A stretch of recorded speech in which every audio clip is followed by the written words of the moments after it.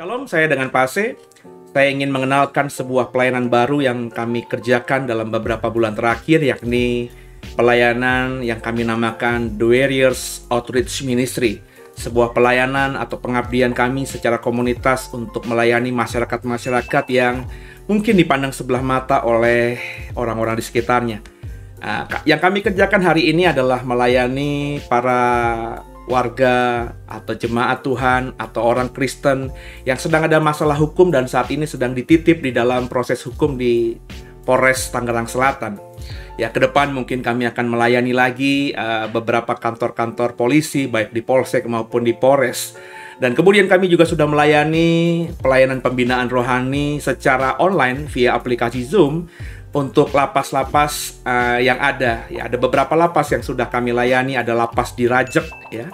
Ada lapas juga di Pematang Siantar. Jadi lewat aplikasi online ini, aplikasi Zoom ini, pelayanan digital ini, kita yang di Serpong, yang di Banten bisa melayani lapas-lapas yang di luar jangkauan, ya. Seperti di Pematang Siantar, jauh di Sumatera Utara sana.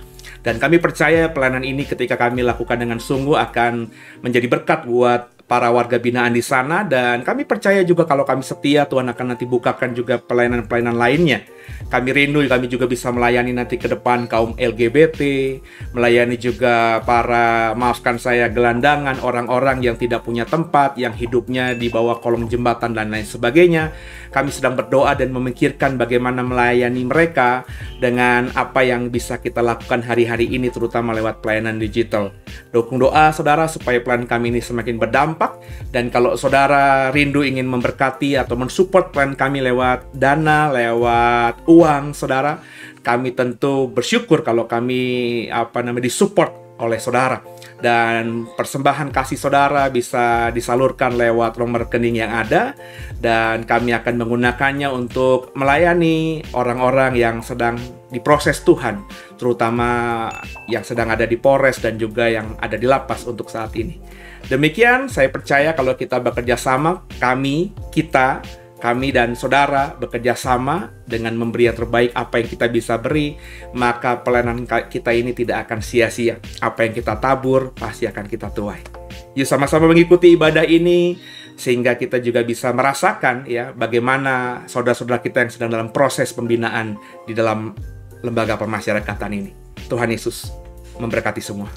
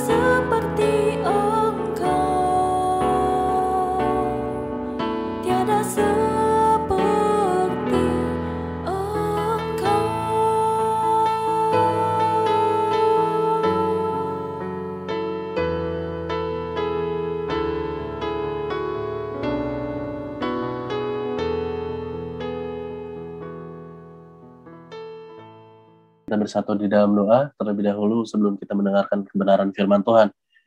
Bapak, terima kasih Tuhan untuk perjumpaan yang indah pada pagi hari ini. Pagi hari ini kami tahu Tuhan, kami akan dapat banyak berkat yang datangnya daripada Tuhan Yesus Kristus itu sendiri. Maka dari itu kuduskan, sucikan kami semuanya, agar apapun yang kami terima pada pagi hari ini, itu adalah isi hatinya Tuhan. Melewati badai, melewati gelombang, kami siap asalkan bersama dengan Tuhan Yesus Kristus. Jangan pudarkan iman kami Tuhan, tapi terus Tuhan, bakar Tuhan semangat kami, bakar iman kami, agar kami jadi orang-orang yang berakhir menjadi pemenang. Terima kasih Bapak, kami siap untuk dengar firman Tuhan. Haleluya, amin. Ya, silahkan duduk semuanya. Iya, shalom semuanya. Sekali lagi saya sapa. Shalom. Shalom, puji nama Tuhan. Apa kabar semuanya? Baik, luar biasa. Iya, luar biasa ya, baik semuanya. Tadi di awal kita ada menaikkan satu pujian, yaitu ajaib kau Tuhan, penuh kuasa, gitu ya. Sanggup pulihkan keadaanku. Seberapa banyak kita yang udah menyanyikan lagu ini, tapi setelah selesai nyanyi, setelah keluar dari tempat gereja gitu ya, langsung kepikiran lagi, aduh masalahku, aduh iya, saya kan lagi punya beban berat nih. Seberapa banyak dari antara kita yang hanya menyanyi ajaib kau Tuhan, penuh kuasa, tanpa kita kenal seberapa besar kuasanya Tuhan. Termasuk yang ngomong, yang sekarang sedang bagiin firman Tuhan di tempat ini. Memang gak mudah untuk mengakui bahwa Tuhan itu kuasanya sungguh sangat besar. Mudah untuk mengucapkan, tapi gak mudah untuk kita benar-benar mengerti bahwa kuasanya itu besar. Yuk kita buka di kitab Habakuk pasal yang pertama. Kitab Habakuk pasal yang pertama. Ayat yang pertama sampai seterusnya ya. Saya akan bacakan untuk saudara semua. Maaf kalau suara saya sedikit bindeng gitu ya, karena memang saya sedang flu. Tapi saya yakin percaya kalau ada kalimat, ada kata yang kurang kedengeran, mungkin saudara semua bisa langsung ini ya, langsung koreksi ya. Udah dapat semuanya? Yang sudah dapat katakan amin. Habakuk pasal yang pertama. Habakuk adanya di atas Zefanya. Sebelum Zefanya. Ya. Ayat yang pertama. Ucapan ilahi dalam penglihatan Nabi Habakuk. Berapa lama lagi Tuhan? Aku berteriak tetapi tidak kau dengar. Aku berseru kepadamu penindasan tetapi tidak kau tolong. Mengapa engkau memperlihatkan kepadaku kejahatan sehingga aku memandang kelaliman? Ya, aniaya dan kekerasan ada di depan mataku. Perbantahan dan pertikaian terjadi. Itulah sebabnya hukum kehilangan kekuatannya dan tidak pernah muncul keadilan.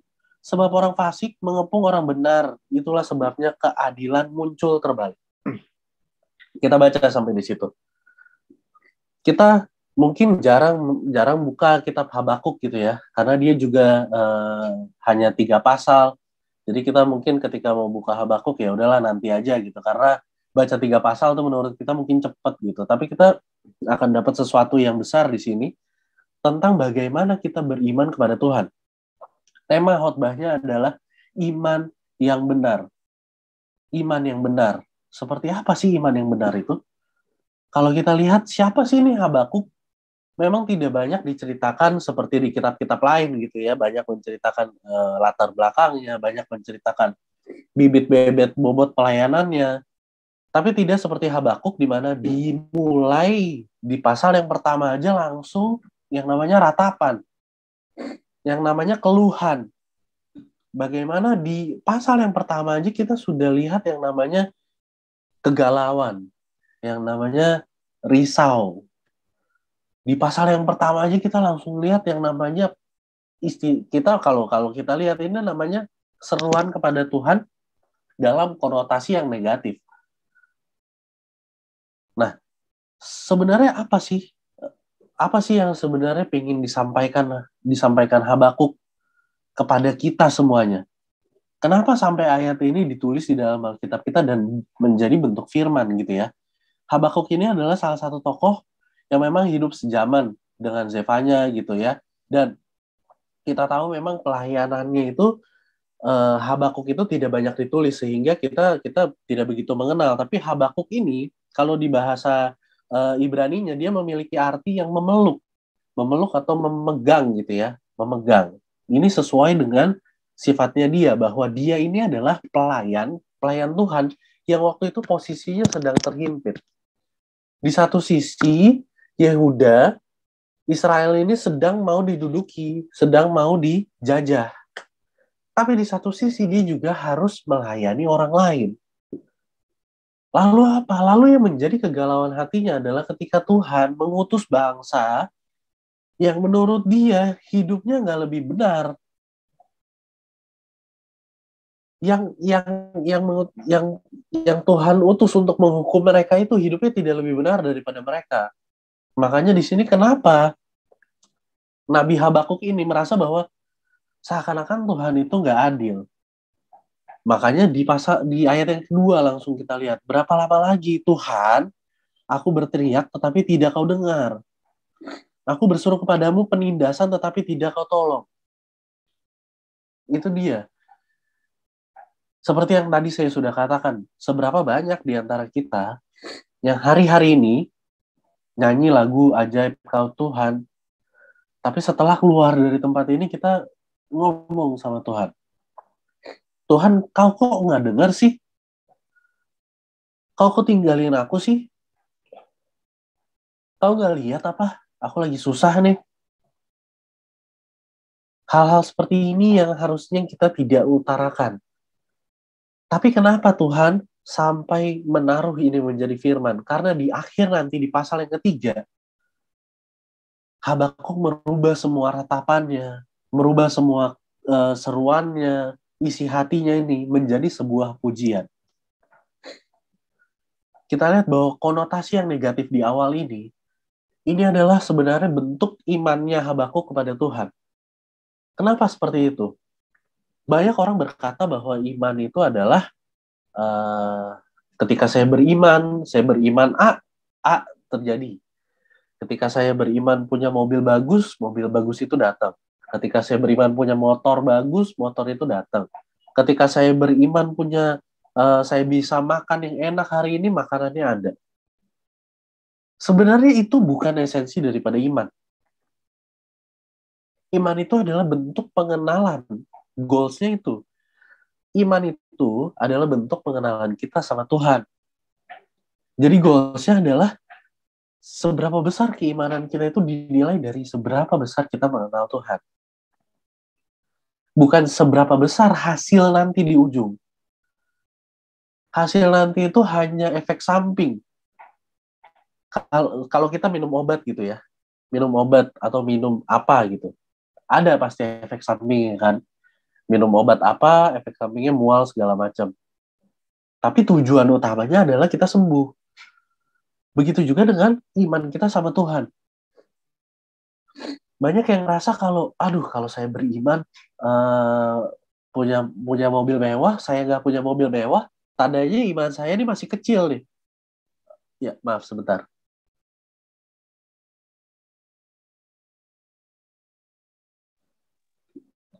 Tandanya iman saya masih kecil. Tapi bukan sampai di situ. Iman kita ini adalah bentuk pengenalan kita terhadap Tuhan kita. Bagaimana dia menolong kita di masa-masa lalu.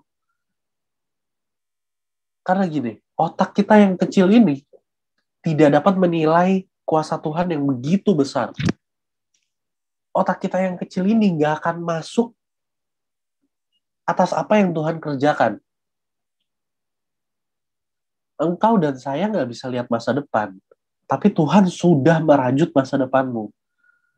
Engkau dan saya mungkin bisa lihat masa yang sudah lalu. Nah, itulah tujuannya. Melihat masa lalu itu bukan melihat apa yang buruk. Bukan menyesali apa yang sudah terjadi, tapi melihat penyertaan Tuhan atas hidup kita. Dari situ iman mulai. bertumbuh, bertumbuh, bertumbuh. Iman memang timbul dari pendengaran akan firman Tuhan. Tapi iman akan muncul sejalan dengan masalah demi masalah, gelombang hidup yang datang. Iman akan teruji melalui hal-hal seperti itu. Kalau kita baca Alkitab terus, kita baca setiap kebenaran firman Tuhan, tapi kita merasa hidup kita enak-enak aja, seperti nggak diuji iman kita. Justru berbahagialah kita yang sedang merasakan segala ujian, setiap ujian. Tandanya apa? Tandanya kita mau naik ke level yang lebih tinggi. Nah, di sini Habakuk bilang, Tuhan, ini di depan mataku ini, Habakuk itu adalah orang baik ya. Habakuk itu pelayan Tuhan. Bisa bayangin nggak? Dia melayani Tuhan di mana masa-masa sedang terhimpit.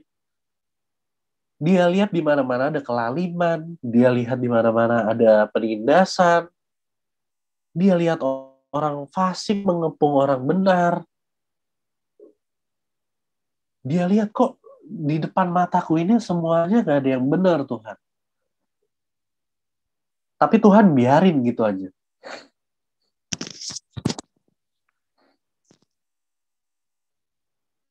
Dia merasa bahwa saat itu mungkin Tuhan itu gak ada. Kalau kita lihatnya seperti itu. Tapi bukan. Tapi nyatanya enggak. Orang yang salah dalam beriman adalah orang yang hanya ngeluh aja sama Tuhan, tapi nggak pernah cari solusi bareng-bareng sama Tuhan. Jadi cuma bilang, Tuhan, ini kenapa sih ada masalah kayak gini? Tuhan, kenapa sih saya dipertemukan sama orang yang kayak gini? Tuhan, kenapa sih ini harus terjadi di dalam hidupku? Setelah itu udah tinggalin Tuhan. Setelah itu udah lupain Tuhan. Makanya nggak heran banyak orang yang ketika dapat masalah, pindah kepercayaan. Meninggalkan Tuhan Yesus. Karena ngerasa, di dalam Tuhan Yesus nggak ada jawaban kok. Di dalam Tuhan Yesus nggak ada kepastian. Itu adalah orang-orang yang imannya salah. Lihat Habakuk. Di awal seakan-akan dia meragukan kuasa Tuhan. Di awal seakan-akan dia meragukan otoritas Tuhan. Di awal seakan-akan dia meragukan yang namanya pertolongan Tuhan. Sampai dia tanya, Tuhan, bahasa kasarnya ini sebenarnya engkau dengar nggak sih aku ngomong? Orang yang seperti itu di akhir ayat yang ketiga kita temui dia memuji-muji Tuhan. Tandanya apa? Tandanya ketika dia berseru dia nggak langsung pergi tinggalin Tuhan. Tapi apa? Tapi dia cari jalan keluar bareng sama Tuhan yang dia kenal. Dia bukan pergi. Jadi bukan Tuhan, aku ini ya, begini. Aduh, Tuhan gak ada jawaban. Udahlah, cari Tuhan yang lain. Enggak seperti itu. Karena apa? Coba kita lihat lagi di ayat yang kelima. Tuhan ngomong kayak gini, lihatlah di antara bangsa-bangsa, perhatikanlah, jadilah heran dan tercengang-cengang, sebab aku melakukan suatu pekerjaan dalam zamanmu yang tidak akan kau percaya jika diceritakan. Bisa bayangin nggak, Tuhan akan melakukan sesuatu yang besar, yang kalau kita ceritain ke orang aja, orang nggak percaya. Kalau diceritain ke kita nggak percaya. Karena apa? Karena nggak masuk di nalar kita. Karena nggak akan masuk di pikiran kita yang kecil ini. Tuhan mau bilang bahwa dia itu besar. Jangan yang namanya jangan kasih Tuhan itu syarat dan ketentuan. Jangan kasih yang namanya Tuhan itu batas waktu. Jangan bilang sama Tuhan, Tuhan, aku kalau Tuhan lakukan ini, aku baru begini ya. Tuhan, kalau Tuhan lakukan kayak gini, baru aku memuji Tuhan dengan sungguh nih. Kalau Tuhan kerjakan ini dalam hidupku, baru nih aku benar-benar sungguh-sungguh sama Tuhan. Jangan pernah kasih syarat dan kondisi sama Tuhan. Karena Tuhan gak punya syarat dan kondisi. Dia mencintai kita tanpa syarat. Tanpa kondisi terlebih dahulu. Dia tahu gak kita akan terlahir manusia berdosa? Tahu. Tapi dia tetap mencintai kita. Dia turun ke dunia, dia mau tebus kita semuanya. Karena dia nggak mencintai kita dengan syarat dan kondisi. Oleh sebab itu kita harus percayai dia tanpa syarat dan kondisi. Jangan percaya sama Tuhan ketika kondisinya lagi baik-baik aja. Jangan memegang Tuhan, memeluk Tuhan ketika kondisinya lagi enak-enak aja. Tapi kalau kondisinya lagi nggak enak, tetap percaya sama Tuhan. Jangan kasih dia tenggang waktu. Tuhan, saya punya masalah kayak gini nih. Saya kasih Tuhan batas waktu, tolong selesaiin masalah saya dalam waktu 1 bulan. Tolong selesaiin masalah saya dalam waktu 5 bulan lah Tuhan, kurang lebih. Kalau udah kasih tenggang waktu sama Tuhan, terus kalau Tuhan seakan-akan nggak lakuin apa yang kita mau, kita tinggalin Tuhan. Jangan pernah kasih syarat dan kondisi, jangan pernah kasih tenggang waktu. Karena yang pertama, syarat dan kondisi itu nggak berlaku buat Tuhan. Yang kedua, waktunya Tuhan itu bukan waktu kita. Waktunya Tuhan itu udah pasti tepat. Waktunya kita itu asal-asalan. Makanya kenapa? Banyak orang yang ngerasa sudah benar hidupnya. Banyak orang yang ngerasa sudah benar di hadapan Tuhan. Tapi Tuhan nggak butuh orang benar. Tuhan nggak butuh orang baik. Banyak orang yang baik seakan-akan di gereja, di mana Tuhan butuh orang benar. Tuhan butuh orang yang benar-benar mencintai dia, benar-benar mengenal dia. Ada di mana? Yuk, kita buka lagi di Habakuk yang pertama, pasal yang 1, ayat yang ke-12. Di Habakuk yang pertama, ayat yang ke-12. Demikian bunyinya, bukankah engkau ya Tuhan, dari dahulu Allahku yang maha kudus? Tidak akan mati kami. Ya Tuhan, telah kau tetapkan dia untuk menghukumkan. Ya gunung batu, telah kau tentukan dia untuk menyiksa. Ini yang namanya iman. Ini yang namanya iman. Pengenalan akan Tuhan. Bukankah engkau ya Tuhan, di dahulu Allahku yang maha kudus. Dari dahulu. Dari dulu. Dulunya kapan? Dulunya kita pribadi yang tahu. Bukan orang lain.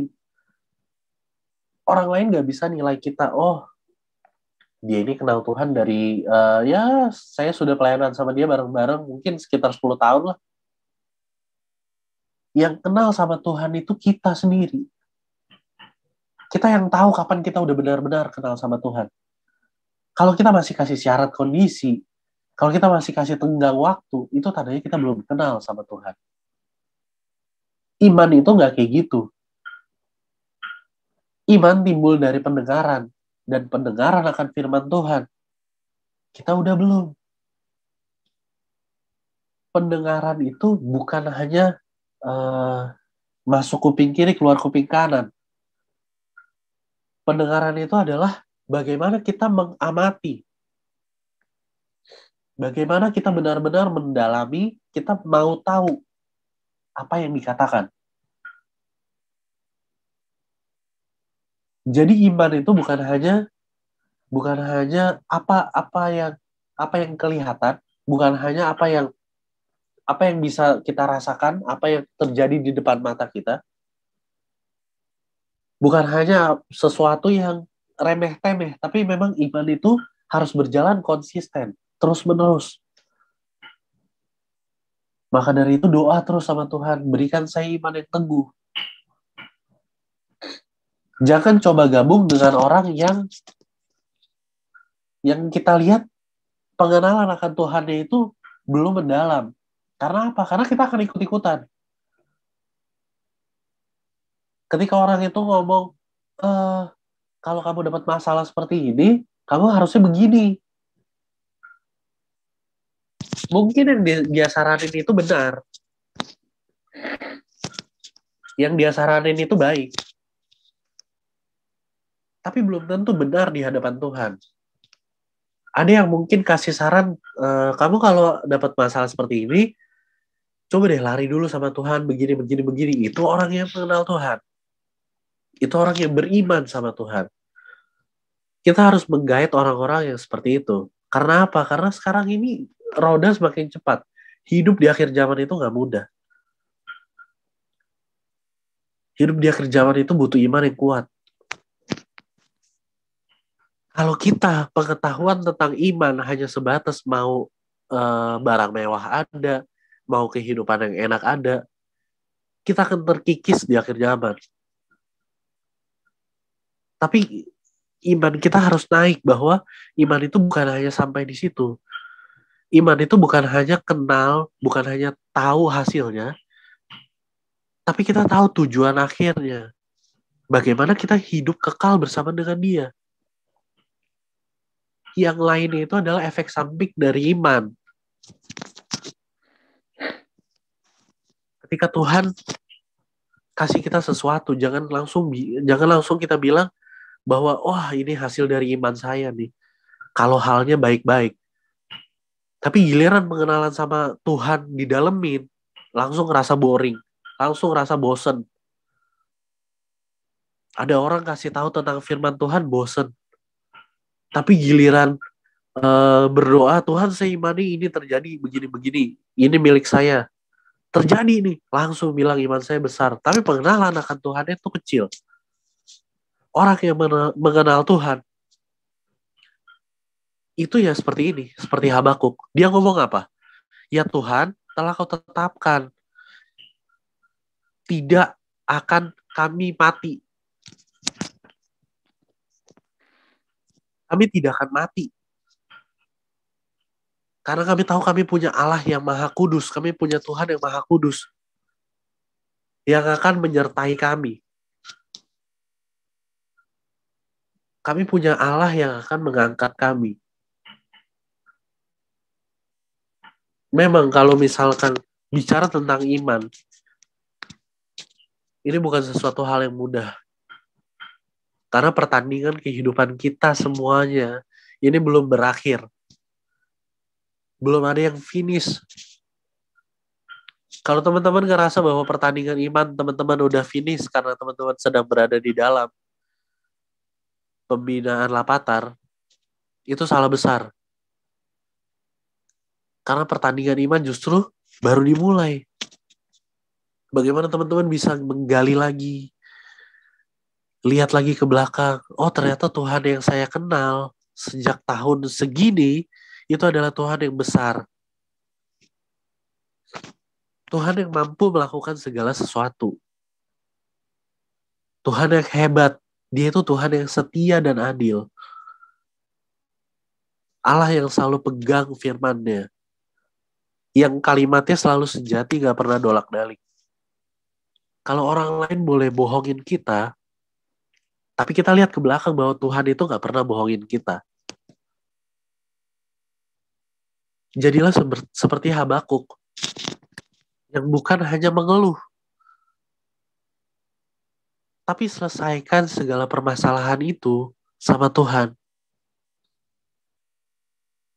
Kalau kita lihat lagi ke bawahnya, di ayat yang kedua, di pasal yang kedua ayat yang pertama, aku mau berdiri di tempat pengintaianku dan berdiri tegak di menara. Aku mau meninjau dan menantikan apa yang akan difirmankan Tuhan kepadaku. Bisa bayangin nggak? Habakuk tuh sebenarnya lagi melakukan suatu tindakan profetik, tindakan imannya. Dia mau pergi ke tempat tinggi, dia mau pergi ke menara. Menara kita mana hari-hari ini? Menara kita adalah tempat mesbah kita. Kita tinggalin dulu segala sesuatu yang adanya di bawah. Di bawah itu apa? Adanya kesenangan, adanya kelaliman, kebohongan, kecurigaan, iri hati. Kita mau tinggalin semua itu dulu. Kita naik ke atas seperti Habakuk, berdiri di menara. Untuk apa? Meninjau dan menantikan. Meninjau itu bukan hanya melihat-lihat gitu ya, tapi melihat lebih dalam. Melihat dengan melakukan yang namanya penelitian. Dia catat satu persatu. Dia dengar, bukan hanya dengar. Dia menantikan. Dia menantikan apa? Menantikan firman Tuhan turun atas dia. Hari-hari ini kita harus jadi orang yang seperti Habakuk. Kalau tadi pertama, iman yang benar itu adalah iman yang tidak kasih syarat dan kondisi. Yang kedua, iman yang tidak kasih tenggang waktu. Yang ketiga adalah iman yang menggebu-gebu. Kenapa seperti itu? Dia rela tinggalin semuanya di bawah. Dia mau naik ke atas. Dia naik ke atas itu apa? Ini menggambarkan bagaimana dia mau punya waktu keintiman sama Tuhan. Waktu di mana orang lain gak usah ganggu. Waktu di mana orang lain itu gak usah ikutan. Memang hanya kita berdua aja. Dia meninjau, menantikan firman Tuhan. Dia naik ke atas sendiri. Dia gak bilang kan, saya naik ke atas bareng sama teman-teman. Enggak. Saya menantikannya. Dia naik ke atas. Dia berdiri di atas menara. Itu yang harusnya kita lakukan. Iman yang menggebu. Yang seakan Tuhan belum datang aja, firman Tuhan belum datang, kita sudah menantikan. Kita sudah menunggu. Menunggu di mana? Di tempat di mana kita harus menunggu. Yaitu apa? Yaitu mesbah doa kita. Yaitu apa? Yaitu tempat yang benar-benar kita berdua sama Tuhan. Kalau hari ini mungkin teman-teman di dalam nggak punya kamar atau bilik gitu yang memang bisa berdoa, khusus berdoa. Tapi teman-teman bisa datang di ranjangnya teman-teman, di pembaringannya teman-teman, bisa datang sama Tuhan, bisa bilang, Tuhan aku punya masalah ini, Tuhan aku punya masalah A, B, C, D. Tapi aku janji Tuhan, aku gak bakal tinggalin Tuhan. Apapun yang terjadi, aku gak akan tinggalin Tuhan. Aku akan terus memeluk Tuhan, memegang Tuhan. Walaupun seakan-akan di depanku orang fasik sedang menari-nari. Orang-orang yang lalim, orang-orang yang pendusta, orang-orang yang kejam, seakan-akan dibebaskan dari hukuman Tuhan. Saya gak iri Tuhan. Karena saya tahu kekekalan itu menanti saya. Lalu apa? Lalu Tuhan gak akan tinggal diam ketika kita sudah adakan yang namanya penyelesaian masalah sama Tuhan. Kalau kita lari dari Tuhan, masalah gak akan selesai. Kalau kita lari dari Tuhan, gimana kita mau dengar suara Tuhan? Kita berseru sama Tuhan, boleh. Curhat sama Tuhan, boleh. Ngeluh sama Tuhan, boleh. Jangan anti ngeluh sama Tuhan. Lebih enak ngeluh sama orang lain. Ada jawabannya, langsung. Tapi kita harus ngeluh sama Tuhan. Karena apa? Karena kalau kita lihat ke belakang, kita akan kagum sama perbuatannya. Hal-hal kecil aja Tuhan bisa buat kita jatuh cinta sama dia. Kita akan lihat ke belakang bahwa, oh iya, selama beberapa puluh tahun ini, selama beberapa belas tahun ini, Tuhan itu jadi seperti Bapak banget di dalam kehidupanku. Dia itu Bapak yang benar-benar mengayomi. Sampai akhirnya di satu titik ketika kita dapat masalah, kita nggak lagi fokus sama masalahnya. Tapi kita fokus sama Tuhan. Karena kita udah kenal dia, kita udah tahu dia, kita lihat ke belakang, oh waktu itu ada masalah yang lebih besar nih. Tapi ternyata Tuhan gak bisa tertandingi. Dia lebih besar dari segala masalahku. Ketika engkau berjalan di dalam lembah kelam pun, kau gak akan takut bahaya. Karena engkau sudah kenal sama Tuhan. Miliki pengenalan iman yang baik. Miliki pengenalan iman yang benar. Bukan yang setengah-setengah. Bukan yang hari ini beriman, besok nggak beriman. Hari ini percaya banget, besok nggak percaya. Makanya jangan bergaul sama orang-orang yang memudarkan iman kita. Allah, percuma lah doa sama Tuhan. Gak akan ada hasilnya. Tapi gabung sama orang-orang yang selalu membangun. Selalu mendekatkan diri sama Tuhan. Supaya apa? Kalau kita lagi gak percaya, kita bisa lihat orang-orang yang percaya. Mungkin kalau kita lihat di Alkitab, kita tidak memiliki gambaran yang real gitu, yang nyata. Tapi kalau kita bergabung dengan orang-orang yang beriman, kita memiliki gambaran nyata gitu. Orang-orang yang memang imannya luar biasa sama Tuhan. Maka dari itu kita mulai cari circle yang benar-benar baik. Jangan iri sama orang yang hidupnya enak, tapi gak hidup dalam kebenaran. Orang yang kaya karena korupsi. Orang yang hidupnya enak karena kejahatan. Karena apa? Karena sebenarnya batas manusia sama kekekalan itu cuman sedikit. Batasnya cuman sedikit. Cuman satu tarikan nafas. Ketika kita meninggal, di situ kita baru merasakan kehidupan yang sebenarnya. Jadi kita nggak boleh iri sama orang-orang yang seperti itu. Lalu apa? Lalu kita baca lagi, kita mau lagi baca di Habakuk 1, kembali di 1, pasal yang ke 14. Engkau menjadikan manusia itu seperti ikan di laut, seperti binatang-binatang melata yang tidak ada pemerintahannya. Semuanya mereka ditarik dengan kail, ditangkap dengan pukat. Lalu itulah sebabnya mereka bersukaria dan bersorak-sorai. Jadi di sini Habakuk mau bilang, kenapa Tuhan kita ditindas, tapi mereka malah bersorak-sorai. Dan Tuhan diam aja. Tapi apa? Tapi ya itu tadi, setelah dia seperti itu, dia naik sama Tuhan.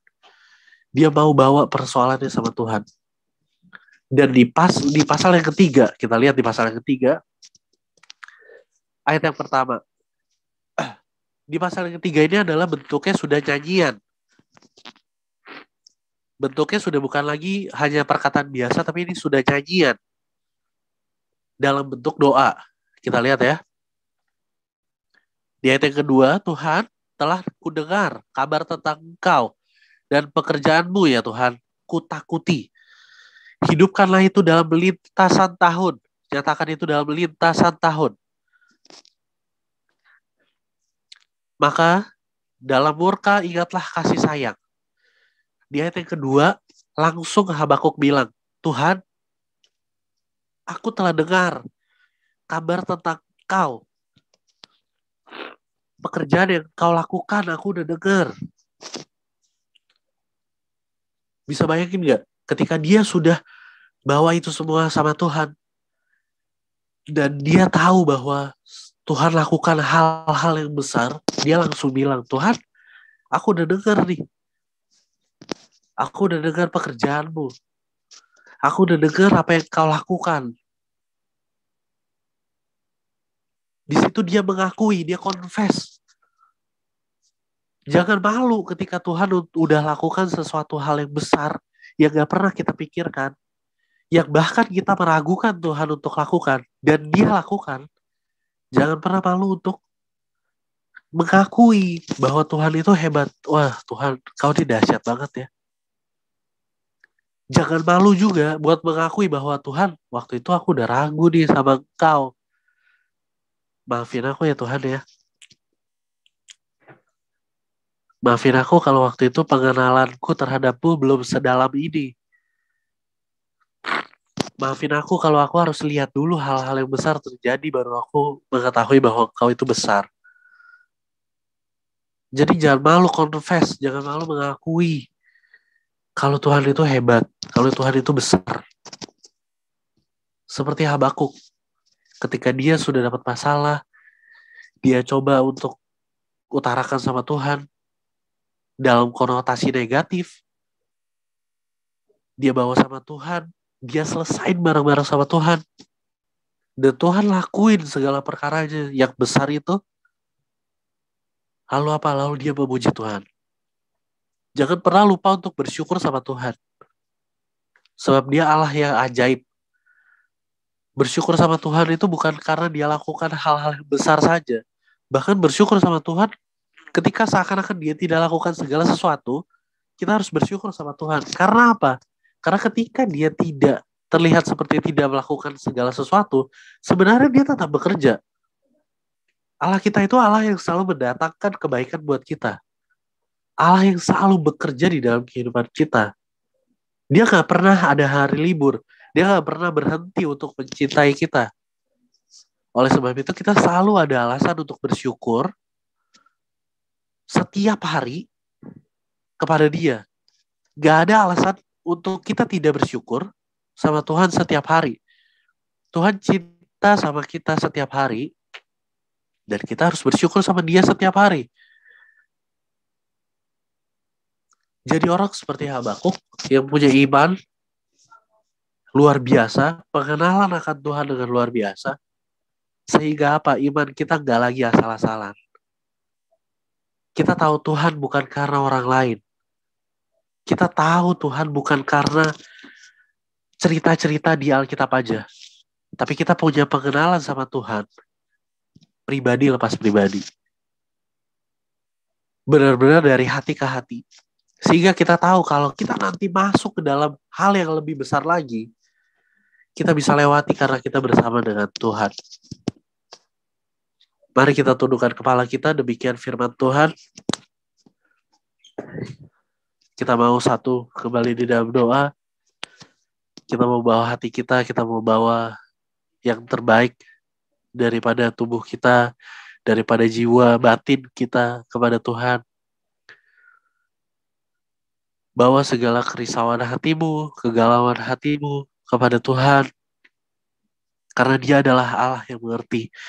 Dia bukan hanya Allah yang melihat, tapi dia Allah yang mendalami hidupmu.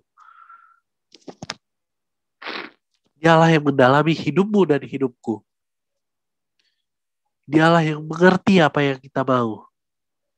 Dia Allah yang tidak pernah terlambat, selalu tepat pada waktunya. Bapa, biarlah kiranya Tuhan setiap kami, hamba-Mu maupun teman-teman, saudara yang ada di Lapatar Tuhan, Kau berkati kami semuanya, kami punya iman yang luar biasa dahsyat. Pengenalan akan Tuhan yang lebih mendalam. Bukan hanya di kulit luar, tapi sampai masuk ke dalam. Sehingga kami ngerti bahwa rancangan Tuhan itu besar atas setiap kami semuanya. Tuhan punya rancangan yang gak bertele-tele. Hanya kami yang sering memutar, kami jalan memutar. Menjauhi jalan-Mu Tuhan, yang sebenarnya direct langsung kepada tujuan. Ampuni kami kalau kami meragukan-Mu Tuhan. Kami sering bawa keluhan kami kepada-Mu. Bukan berarti kami gak percaya sama-Mu Tuhan. Tapi kami bawa keluhan hati kami bawa kerinduan kami bawa kegalauan kami bawa masalah kami, setiap masalah kami ke dalam tangan Tuhan. Itu karena kami percaya bahwa Tuhan yang mampu selesaikan. Kami mau selesaiin bareng-bareng sama Tuhan. Kami gak akan pernah takut ada di gelombang yang begitu besar. Kami gak pernah takut ada di badai. Kami gak pernah takut Tuhan ada di gunung yang tinggi, di mana angin bertiup begitu kencang. Kami gak pernah takut karena kami tahu kami ada bersama dengan Allah yang Maha Kuasa, yang kami sudah kenal sejak dulu. Sejak hidup pertobatan kami dimulai. Biarlah kiranya kami menjalani kehidupan kami, iman kami lebih sungguh lagi Tuhan. Seperti Habakuk, kami mau keluar menjadi orang-orang yang lebih daripada pemenang. Bukan menjadi orang-orang yang meninggalkan Tuhan, tapi jadi orang-orang yang melekat sama Tuhan. Terima kasih Tuhan, biarlah firman-Mu ini tersampaikan dengan baik. Maunya Tuhan, isi hati Tuhan tersampaikan dengan baik buat semua keluargaku yang ada di Lapatar. Terima kasih Bapa. Haleluya. Amin. Haleluya.